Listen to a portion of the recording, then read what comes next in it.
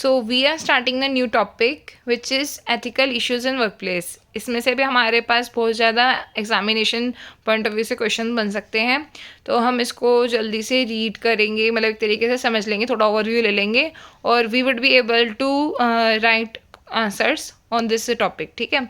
तो इसमें आ जाता है पहला, जैसे कि एथिकल इश्यूज, मतलब किसी भी तरीके से किसी भी इंडिविजुअल के राइट की वायलेशन होना, वो हमारा एथिकल इशू में आ जाता है। ठीक है, and that could be because of discrimination जो है वो किसी पे बेसिस पे हो सकता है, जेंडर बेसिस पे, रिलीजन बेसिस पे, रेस बेसिस पे, एथनिसिटी बेसिस पे, किसी भी बेसिस पे हो सकता है। हैरेसमेंट यहाँ पे सेक्सुअल हैरेसमेंट या कुछ भी ऐसे जेंडर बेसिस पे कुछ भी, अगर कुछ भी हैरेसमेंट हो रहा है, वो सब चीज़ें हम यहाँ पे एक्सप्लेन कर सकते हैं।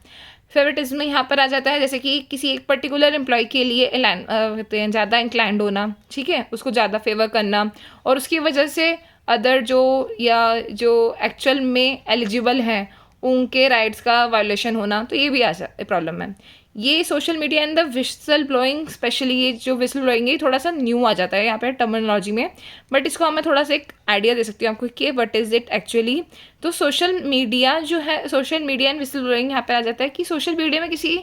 अपने बॉस के बारे में इनडायरेक्टली अब्यूज़ करना, कुछ गलत लिख देना, जैसे लिख देते हैं लोग जनरली, ठीक है, तो ये इनडायरेक्टली कर देना, उसको बताना नहीं, तो इससे क्या हो सकता है, उस पर्सन को, उस बॉस को जो है एंजाइटी, उसके लिए स्ट्रेस क्रिएट हो सकता है। ठीक है, सो अब यहाँ पर ना थोड़ा सा जजमेंट आ जाता है कि हम अगर इससे कुछ चीज़ है तो ये अनएथिकल वे, ठीक है, बट इसके ऊपर जिस पर्सन ने किया है उसके ऊपर एक्शन लेना चाहिए, उसको निकालना चाहिए, उसके ऊपर पेनल्टी करनी चाहिए, नहीं करनी चाहिए, ये सब चीज़ें थोड़ा जजमेंटल आ जाती है कि कि और जजमेंटल भी basically on the basis of the job type, कि जॉब टाइप क्या है, is it totally dependable on the social media, या क्या है और क्या चीज़ है, तो ये थोड़ा सब्जेक्टिव और जॉब टाइप के ऊपर ही थोड़ा जजमेंटल हो जाता है। जनरली लोग इसको इतना नहीं करते हैं, but whistle blowing is a person जो इस चीज़ को आके बताता है, इन्फॉर्म करता है हमारे एचआर्स को या जो भी कंसर्न पर्सन है उसको, कि ऐसा कुछ हो रहा है, या इसके ऊपर जो वॉइस रेज करता है वो विसल ब्लोइंग है। तो हमें यहाँ पे विसल ब्लोइंग को क्या करना चाहिए, प्रेस करना चाहिए, ठीक है, या देखना चाहिए क्या है। ठीक है, अब यहाँ फिफ्थ में आ जाता है abuse of the technology and the privacy of the data. अब क्या है कि भैया प्राइवेसी, अगर कोई किसी पर्सन की चीज़ की प्राइवेसी है, उसको लीक करना which is also unethical approach, या कुछ, ठीक है, ये टेक्नोलॉजी के तरीके से किसी को अब्यूज़ करना ये गलत चीज़ है, तो ये चीज़ भी होती है। सेफ्टी एंड हेल्थ के लिए भी थोड़ा सा वो लगा रहता है, क्वेश्चन मार्क रहता है, तो वो चीज़ भी यहाँ पर इश्यूज़ में आ जाती हैं। अब यहाँ पे स्टेप्स टू द हैंडल है कि कैसे हम हैंडल कर सकते हैं। तो पहले हमें प्रॉब्लम डिफाइन करनी है कि इसमें से कौन सी प्रॉब्लम है, उसके लिए फिर पूरा डाटा हमें कंपाइल अप करना है कि व्हाट इज़ एक्चुअल डाटा, ये सब डाटा हमें पूरा गैदर करना है। फिर उसके बाद सिचुएशन को असेस करना है कि भैया कैसे हम उसको देखने वाले हैं, कैसे हम उसको चेक करने वाले हैं, सब कुछ चीज़ें हमें देखने वाली होती हैं। ठीक है, और ये सब चीज़ें जो होती है थोड़ी सी हमें हम कह सकते हैं कि सीक्रेट बना करके रखनी पड़ती है, थोड़ा सा देखना पड़ता है हमें सीक्रेट, इसके ऊपर हमारा एक एक्शन ऐसा चलता है, तो वो चीज़ है। ठीक है, उसके बाद हमें क्या है, आइडेंटिफाई द पोटेंशियल सॉल्यूशंस, हमें सॉल्यूशंस देखने होते हैं कि क्या इसके सॉल्यूशंस हो सकते हैं इस प्रॉब्लम के।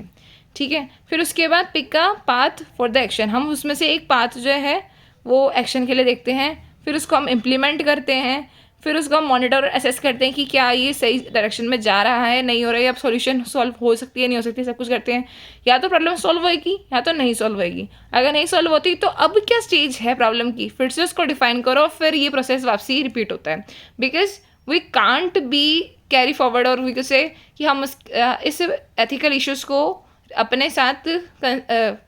किसी भी हालत में नहीं रख सकते हैं, क्योंकि एथिकल इश्यूज़ होने नहीं चाहिए। ठीक है, अच्छा जी, अब एक नेक्स्ट टॉपिक आ सकता है, और इट इज़ वेरी इजी, अगर एक पेपर में आता है तो आप इसके लिए बहुत अच्छा सा मटेरियल लिख सकते हैं। Promoting ethical behaviour and the work place, HR's role. ठीक है, दोनों आ सकते हैं कि what is actual HR's role इन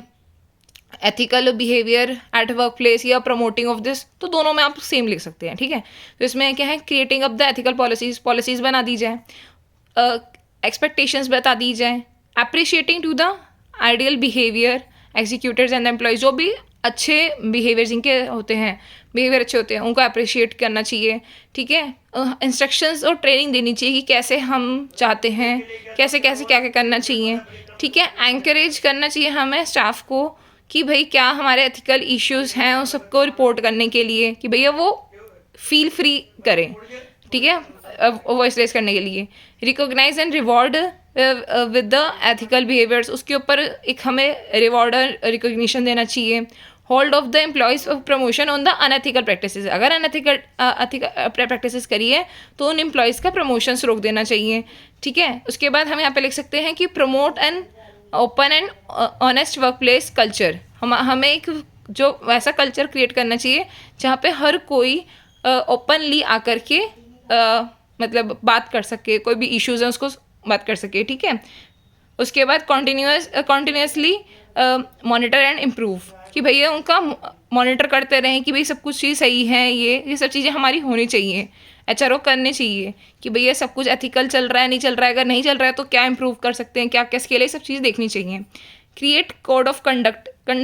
एक कोड ऑफ कंडक्ट होना चाहिए, एक रूल्स ऑफ सेट ऑफ जो है वो सब चीज़ें हमारा क्रिएट होना चाहिए। Promote discussion and over the same, मतलब इसके ऊपर डिस्कशन होना चाहिए, रेगुलर बेसिस पर डिस्कशन होते रहना चाहिए। उससे क्या होता है, एक तो रिलेशनशिप अच्छा बिल्डअप होता है, एक कहते हैं सबको कंफर्ट फील होता है, और एक हमें पता चलता है कि एक्चुअल में एम्प्लॉयज़ की क्या एक्सपेक्टेशंस हैं या एचआर की क्या एक्सपेक्टेशंस हैं एम्प्लॉयज़ से, ये सब चीज़ें होती हैं। 12th में आ गया हमारा hire of the cultural fit employees, हमें भैया यहाँ पे बीजीसी वेरिफिकेशन की बात आ जाती है। जैसे अगर हम, आपने देखा ही होगा कभी भी एक न्यू ज्वाइनिंग की या किसी एम्प्लॉय को हायर करते टाइम बीजीसी वेरिफिकेशन होती है। This is the main thing to check hire for the cultural fit employees. हम उसमें देखते हैं भैया इसको कोई ऐसी कोई परेशानी तो नहीं थी, ऐसे कोई एम्प्लॉय को कि उसका बिहेवियर ऐसा तो नहीं है जो हमारे करंट ऑर्गेनाइजेशन के लिए कल्चर में या एथिकल एनवायरनमेंट में मतलब परेशानी क्रिएट कर सकता है, तो ये सी चीज़ आ जाती है। Maintain the healthy work life balances, work life balances अच्छे होंगे, स्ट्रेस नहीं होगा, उसकी वजह से कोई भी किसी को डिसरिस्पेक्ट नहीं करेगा, तो which tend to the ethical environment, ठीक है। अब उसके बाद हम यहाँ पे आ जाते हैं consequences of the unethical behaviour. तो इसकी क्या क्या है, अनएथिकल बिहेवियर होंगे तो उसकी क्या क्या कॉन्सिक्वेंसेज है, ये भी आप अपने आप से बना के लिख सकते हैं, बट मैं स्टिल कुछ यहाँ पे बता देती हूँ। Decline in the customers loyalty, damage reputations, ठीक है, loss of the trust, very easy है ना, ट्रस्ट चला जाएगा। लोअर एम्प्लॉय मोरल, एम्प्लॉयज़ के मोरल ही नीचे हो जाएगा, ठीक है। Legal and the financial repercussions, loss of the competitive advantage, because हमने अभी पहले पढ़ा था कि एथिकल जो एनवायरनमेंट होता है या एथिकल अप्रोच ऑफ ऑर्गेनाइजेशन होता है, that leads the competitive advantage, क्योंकि उससे हमें ट्रस्ट मिल जाता है, हमें पूरे एक मार्केट में एक ये हो जाता है कि हाँ भाई दिस पर्टिकुलर ऑर्गेनाइजेशन जो है ये प्रमोट करता है अच्छी चीज़ों के लिए, तो एक कम्पिटिटिव एडवांटेज मिल जाता है। बट अगर वो अनएथिकल काम करेगा उसकी वजह से क्या होगा, loss of the competitive advantage, reduce innovations, difficulty in retaining the top talent, ठीक है, आप नहीं रख पाओगे, क्योंकि अगर टैलेंट अच्छा है तो वो, अगर आप अनएथिकल काम करोगे तो वो आपके साथ नहीं रुकेगा, है ना, वो दूसरे बाहर मार्केट में नई जॉब देखेगा। Criminal charges of the penalties, अगर आपने ज़्यादा गलत काम किया तो हो सकता है आपको पेनल्टीज़ भी देनी पड़ेगी, सब चीज़ें, तो ये सब चीज़ें आप बना के भी लिख सकते हो, और अच्छे से इसको मैंने आपको आइडियाज़ दे दिए, तो आप और भी अच्छे से आपको इससे हेल्प मिलेगी और आप इसे अच्छे से कंप्लीट कर पाओगे। So thank you.